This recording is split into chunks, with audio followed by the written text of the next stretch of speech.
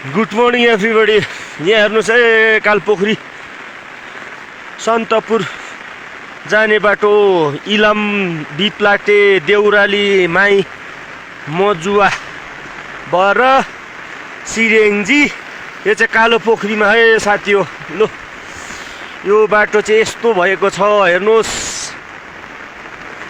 एक हप्ता भएको केही पानीले गर्दा यहाँनिर चाहिँ अब गाडी निक्लिनु सकिँदैन, यस्तो स्थिति छ हेर्नुहोस्। पानी परेको छ यो खालको। यो गाडी फसिरहेछ यहाँ हिलोमा।